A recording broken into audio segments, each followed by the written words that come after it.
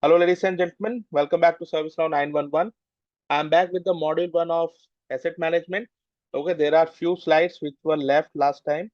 If you have not watched part 1, please go through in the same series. Okay, let me share my screen.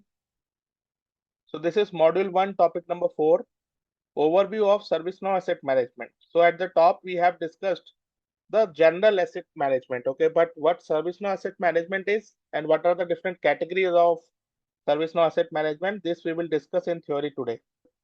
Don't worry, we will have live session soon in which I will show you on the instance step by step everything. But this basic part is generally theory, so have patience. Okay. So overview of ServiceNow asset management. ServiceNow asset management is a tool inside ServiceNow that help companies keep track of their IT assets from laptops and phones to servers and software licenses. It means it is a complete track like we discussed in the overview of generic asset management. Okay. ServiceNow provide a proper ServiceNow asset management application. In that application, we have few categories. I will talk about it later, but that is ultimately keeping track of everything related to IT assets, starting from the very basic. This is laptops, okay, and goes to servers, software licenses. You can see again, two categories are there, hardware and software. Okay, so this is but obvious. So what this ServiceNow asset management application do? Track asset from moment they are purchased till they are disposed of. Okay, so total life cycle will be tracked here. Help manage both hardware and software assets. I told you two type of categories. End to end, management is happening here for both these categories. Record every detail about an asset, such as where it is, who is using it, its cost, warranty, and more and more. So every detail related to the assets will be captured and updated if they are prone to update. For example, who is the user of that particular asset? It may be possible the asset is been assigned to some different person now. So that update is also being tracked here. Okay, certain information like asset tag number or asset serial number, these are the static information but very important. So all such type of information, whether it is dynamic, whether it is static, will be taken care of. Next point is ensure assets are available, maintained, and used efficiently. Yes, these assets are there in the company to provide some service, right? So, uh, ServiceNow asset management application provide real-time, kind of status of such devices so that the company and the users know that they have to use these assets, and if not, what is the problem these assets are facing? Immediate action will be taken care. So it means for live status of that asset is also available so that it will be used efficiently and the business will flourish. Help avoiding any unnecessary buying of assets. I told you in the very first class that we have to do costing, right? The management has to take decisions based on what report these asset management tools are providing. So once we have the reports, accurate reports using ServiceNow asset management application, and that is helpful for the higher management to take decisions to purchase inventory, to purchase assets for further use. Okay, keep the company ready for audit and financial reviews. Obviously, when we have all the details, all the status of the assets available, it is very easy to audit. Yet it is very easy to identify the gap in company's inventory, in companies using of such assets. If you are using softwares which are out of date, okay, so all these things can be easily tracked. And once they are easily tracked, they can be rectified as soon as possible. So auditing and financial review, all these things are possible when we have the accurate availability, accurate reporting from these asset management tools. I mean, at the present ServiceNow asset management application. Type of assets used or managed. Okay. So basic types are hardware. You know what is a hardware? A laptop, desktop, mobile device, printer, server. Software, a software license, subscription, applications. Then we have consumables. A consumables means those assets which are facilitating the IT services. Without a keyboard, it is very hard to manage your laptop. It is very hard to manage your desktop. Okay, batteries, facilitators, right? So all these things are known as consumables. Then we have some non-IT assets. Okay, like no, office furniture, projector, etc., etc. Okay, so in this, there are few things which we manage. It totally depends on the company what they want to manage. But generally, we are doing asset management with respect to hardware and software. What are the key benefits? I already told you it will save money by reducing waste and optimize asset usage. Okay, money will be saved, appropriate decisions will be taken, wastage will be reduced, the asset will be optimized. Keep all the asset data once in single place. You will find all the data of asset in a single place, that is in asset table or CMDB, right? Improve security by knowing where every asset is located. It is very important thing. Okay, if you have the location of the asset, you can easily deploy patches. You can see the vulnerabilities. All these options are available when you have the actual location of the assets. Okay, support decision making and IT budgeting and planning, we already discussed. Reduce the risk of missing, stolen and unused asset. When we have all the information about the asset, it is very hard to stole it. Okay, once it is missed, we can easily track who has last used it, what are the logs which are available online. So all these benefits are there with respect to these applications. So in a simple words, ServiceNow asset management is like a digital watchman for all the company gadgets and tools, making sure everything is tracked, used wisely and replaced on time. Okay, so starting from security, compliance, usability, accessing, okay, all these things are covered using these asset management softwares, or we can say ServiceNow asset management. So here is the example. So this is a company named Tech World Limited. It is an IT service company which is having 500 plus employees. Okay, problem. What is the problem they are facing? No visibility into asset usage tracking or life cycle. Okay, so these are the main problems. So now let's have the problem summary. Laptops and mobile phones are not tracked properly. They do not know how many laptops they have. If they have, then who is using at what time. Okay, whether the users are using phones and laptops at any cost or anything. Okay, so all these things are misinformed here. So all this information is missing. Software license renewal often missed. Okay, when you do not have asset information, obviously these things will happen. When the renewal date comes, it will get missed because there is no trigger. Okay, there is no vigilance, there is no tracking of that asset. Unused assets piled up in the stock room. If you do not know how many assets you want, it may be possible you purchase a number of unnecessary assets, and this is a extra cost or budgetary problem which may arise. No audit, when nothing is happening, no audit, the customer which is going to work with you may get offended by all these things because you have no visibility into your assets. You are using assets which are unlicensed, which are not updated, which are out of date. Okay, all these problems will occur. So solution is again implement ServiceNow asset management. So how to implement? Asset tracks from purchase, assignment to retirement. The complete life cycle of the asset will be managed. Auto assignment based on the employee request. You have ServiceNow service catalog. From there you can raise a request and thereafter it will assign to the employee. All this automation will be available when we use ServiceNow asset management. Warranty, contract, license are alert built in. Okay, so as soon as the warranty declines, the contract breaches, any license alert is there, that asset management tool will create an alert so that everyone will be aware of it. Then we have visibility into the stock, assigned and retired items. All these things will be properly managed if we use or if we implement ServiceNow asset management. So this is topic number 4. Now we move to topic number 5, which is the difference between HAM and SAM.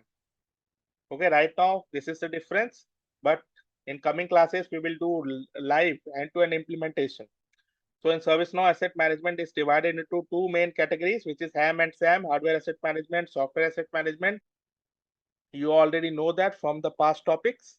Even though both are the part of IT asset management, they focus on different type of assets and are handled differently in ServiceNow.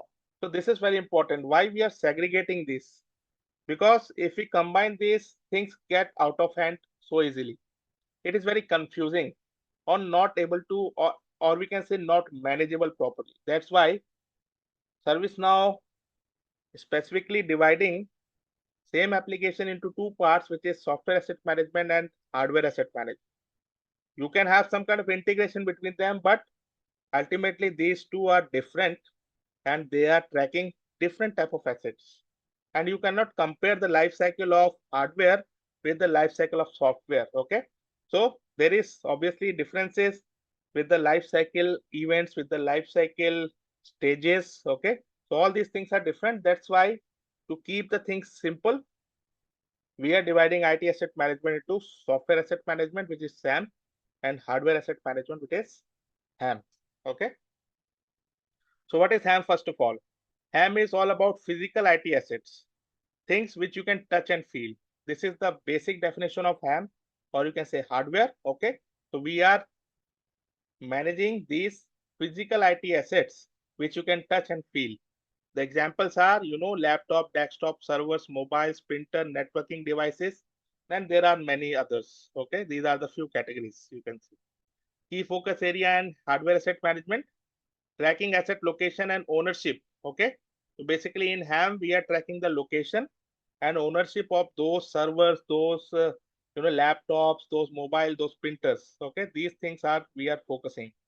Managing stock rooms and consumables, because these are hardware assets, so they need n number of consumables, they need n number of cables. When we are setting a particular network, you can say LAN or WAN, we need n number of cables. Okay, so all these are what? These are consumables which we discussed already.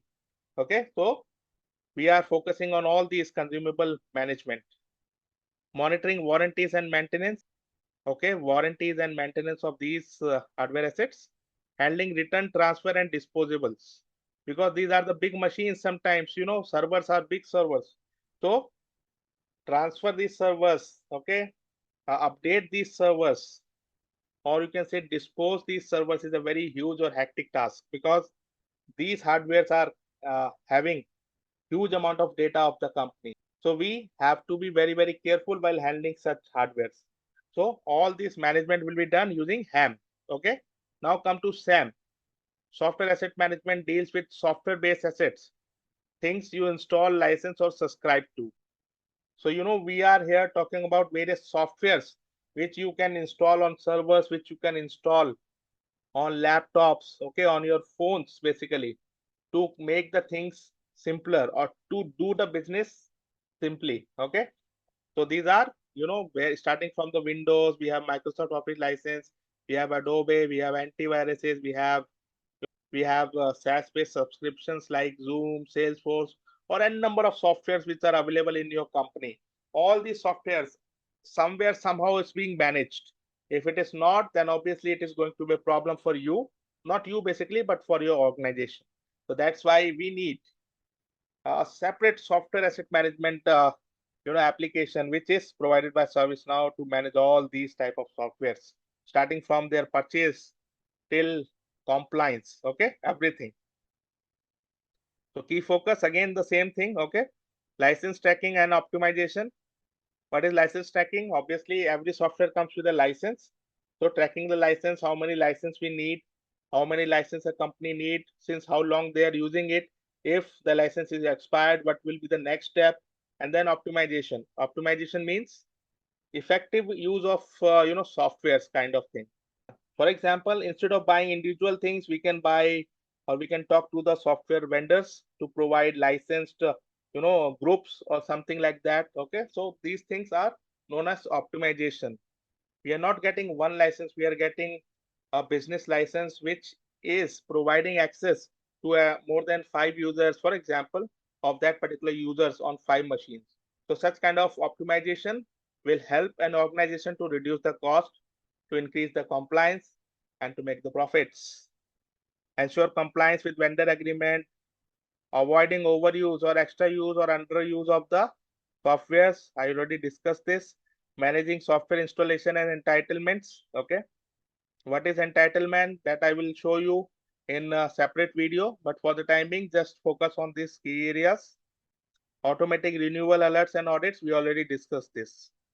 Okay, so these are the Some differences we already discussed, but in a nutshell, hardware asset management and software asset management are dealing with the asset types like HAM is dealing with physical devices, whereas SAM is dealing with software license or digital devices. The goal is to track usage and lifecycle for HAM, and here ensure license compliance. The tool which is used to support HAM is asset model or stock rooms. Okay. Whereas in case of SAM, we use discovery and license tables to keep track of these things. What are the audit risks here? Low to medium. Okay. Because this is an hardware asset. Obviously, risks are there, but it is low or medium. Whereas in case of SAM, software asset management, it is directly related to working, right? Online working. So we can do n number of unnecessary stuff here. So that's why the risk is very high here. Non-compliance fines. When the vendor find out that you are using their software for unethical or unnecessary means, they can fine you and it will damage not only your budget, but your reputation as well. So data sources, purchase orders. Here we get the SAM from contract or discovery. So these are the basic things.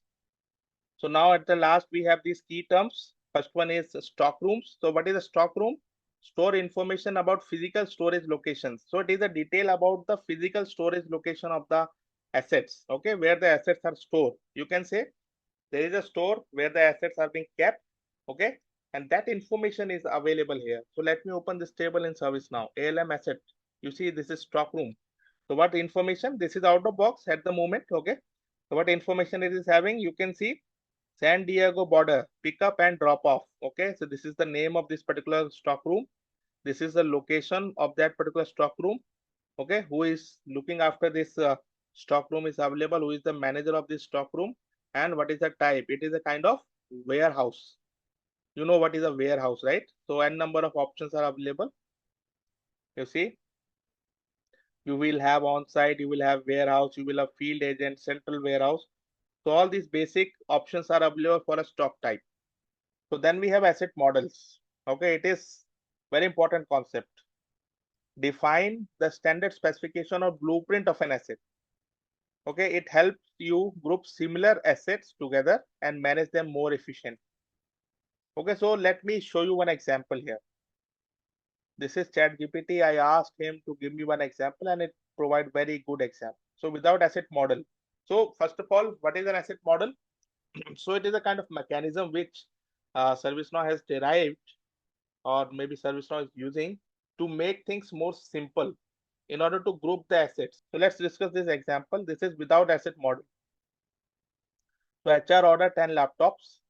IT log each laptop separately with random names like HP1, HP Lite, EliteBook 840 and HP 840. Or if the same laptop is being used in different companies, they are using different names. They have different IT teams, right? They are using different name for the same product. It is possible, and you know that, right? So to make the thing simpler, we have an asset model, and we connect that asset model, or assign that asset model to all these things. Even though we have different names for the same asset, these 10 laptops have 10 different names. Okay, because every time a different handler, even though whatever best practices you are doing, the person who is adding the detail may uh, have some different information written, some different names, some different terminology. It is happening right away, and in case of different countries, it is but obvious. But when we have the same model, so we create a simple model. Okay, that model is linked to each devices, and now finally we come to know that okay, this model is having these much of numbers. So it is very easy to group to come up with the actual number of the assets. So again, managing of asset is very important, and that is what is being happening using this asset model. So you see, IT log each laptop separately with different names, and later the finance department asks how many HP Elite 840 G8 laptops we have. Nobody have actual report because they have no clear data. It may be possible that the information is messy, the information is wrong. It may be right, but when we talk about thousands of assets, it may miss something. Okay, so in that case, total chaos will be there. But in case we have asset model, so suppose we have created this asset model HP EliteBook 840 G8. Okay, and these are the some specification. Okay, every time a laptop is purchased, whatever name you give it, you just link it to this model.